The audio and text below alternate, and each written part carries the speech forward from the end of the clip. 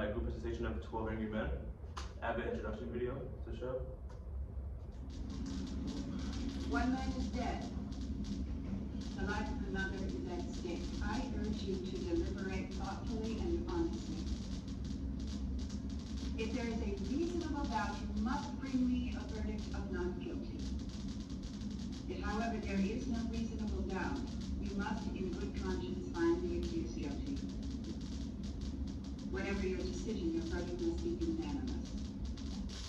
Okay, so now that I showed you that clip and you know what the task at hand and how like the task of the weight of the task is very heavy, let me tell you how the jurors and the role they play affect this case.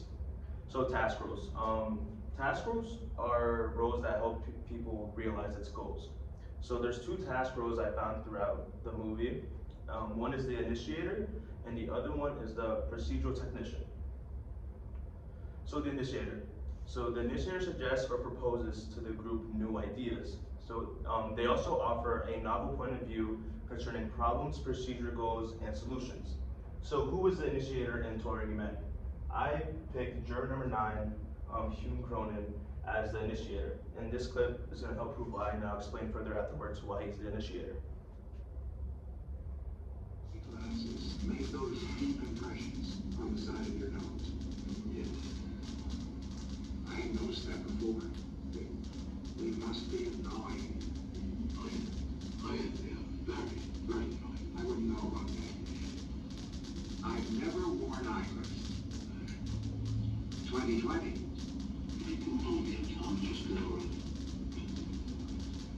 The woman who testified that she saw the killing had those same deep marks on the side of her nose. The glasses make those. So let's talk about what makes juror number 9 initiator, right? So he proposes the idea that the witness couldn't tell if the defendant was the one who killed her father. And the way he proposes that is by talking to juror number 4 because he was touching his nose due to his glasses irritating his nose. And those glasses leaves marks on his nose. So that's important because the witness was doing the same exact thing when she was getting asked questions, right? But she wasn't wearing glasses at the time, but she had those marks. So from that, you can infer that she needed glasses. And then, so juror number 9 was able to bring up a different point of view, which was a solution to a problem they had, which was if the lady would have been able to see if the son actually killed the father because she wasn't wearing her glasses because she was in bed. And in the movie, juror number 4 says no one wears the glasses to bed, so from there they were able to infer that, all right, she probably couldn't see properly from this. So now let's talk about the procedural technician, right? The procedural technician expedites group movement by doing things for the group. So who is the procedural technician? I found it to be juror number 4, Corny Vance. They call him Mr. Foreman in the movie. And I have 2 short clips to show you that tell you why he's the procedural technician. This is the first clip right here.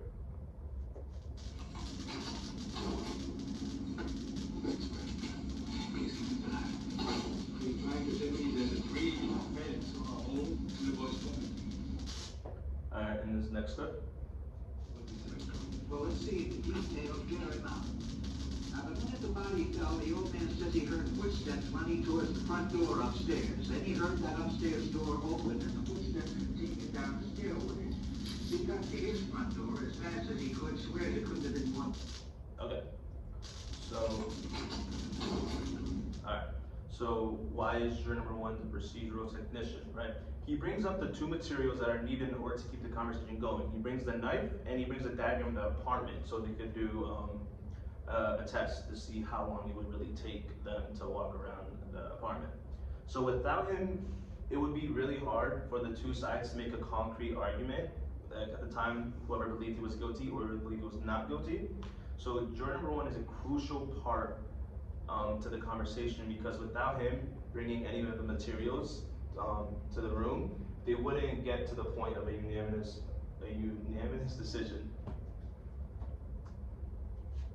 Okay, so now we're heading to maintenance roles, right? So maintenance roles are a group of roles designed to ensure smooth running of a group. So the 2 roles I'll be talking about is the harmonizer and the standard setter. So the harmonizer mediates the differences between other members and attempts to reconcile disagreements, and they also relieve tension in conflict situations through good-hearted jokes and a soothing attitude. Throughout the movie, I found juror number 2, Ossie Davis, to be the harmonizer.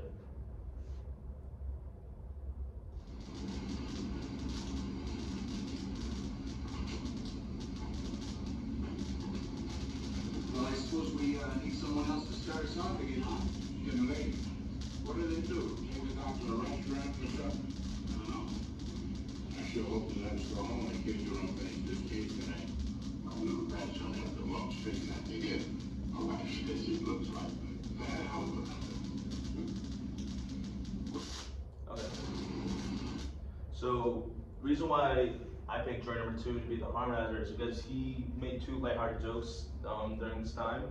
One was he hopes to get supper, and then talking about his grandchild and how like his wife called him Fat Albert. Just like line up the situation a little bit, because right before this was a very like serious argument between, I believe, juror number 4 and juror number 8.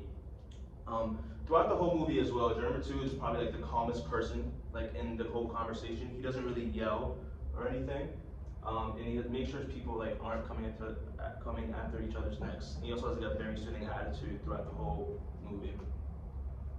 All right, now let's go into the standard setter. The standard setter expresses standards for the group. They also apply to the quality of the group process or sets limits on acceptable individual behavior within the group. So make sure they stay on task and they don't say anything out of pocket. So the standard setter in the movie is juror number 8, Jack Lemmon.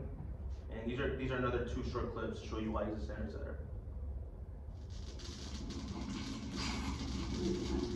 This is not a game you think you are. And here's the next one. You know, I heard a pretty good story last night. Yeah, this woman, she goes running into the doctor's office. Big old booty ain't got no drawers. Excuse me, that's not what we're saying. Okay. Alright, so the reason why juror number 8 is a standard setter is because he knows that a young man's life is at cost, so he makes sure everyone is not messing around and is staying on topic. Him making everyone stay on topic allows everyone to have better conversations since the time is not being wasted.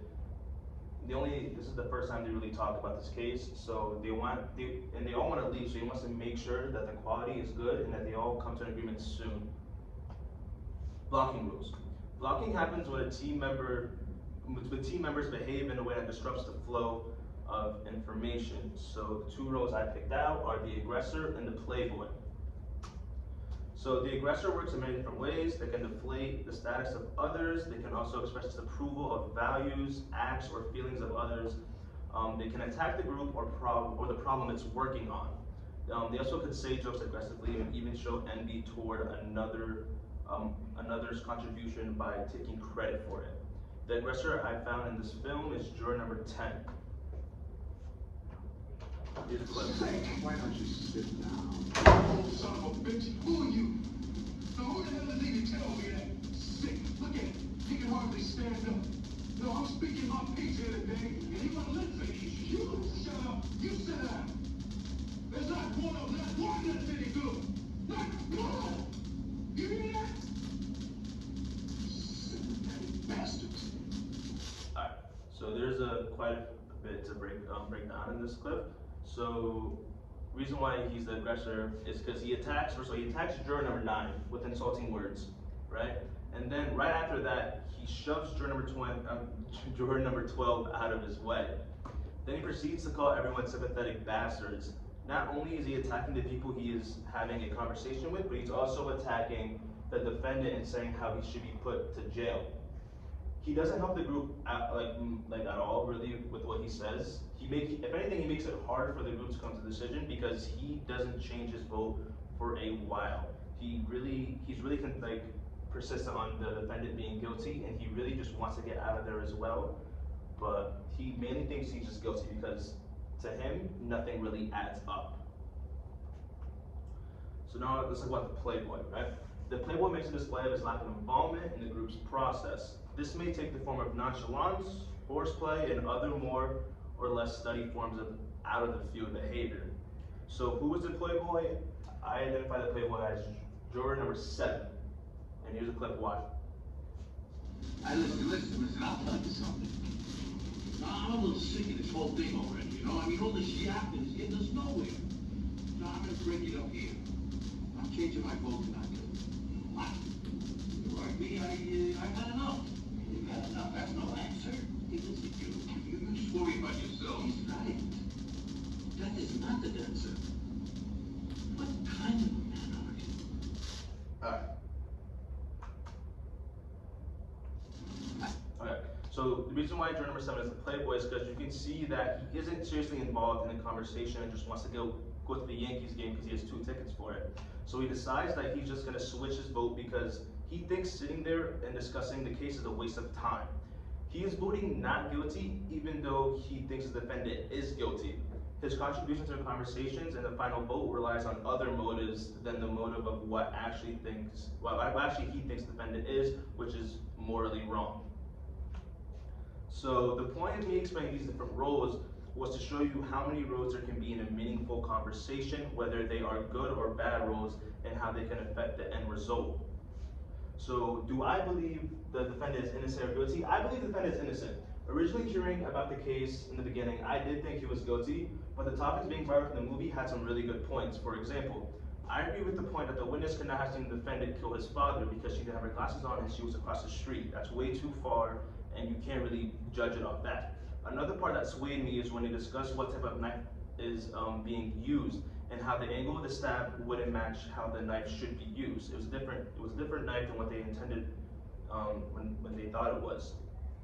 So, and lastly, the time estimations of how long it would take for the person to walk from one place to another didn't match up because they tested it and it took way too long for the defendant to walk. So the times didn't match up for them. So the goal of the movie. Was for the 12 jurors to come up with the same group decision, guilty or innocent. Each of the jurors played a significant role in the movie and displayed many different roles to show how one person, and another goal of the movie is to show how one person is all you need to change a group's view on something. And so my conclusion, if it wasn't for some of these roles, the boy would have been sentenced as guilty when he wasn't guilty. Having conversation is important, especially because conversation can lead to someone losing their life, well, especially when the conversation could lead to someone losing their life. These roles are important, and clarifying who plays what role is also important as well. Whoever plays a role can help point the other people in the right direction. And that is all I have.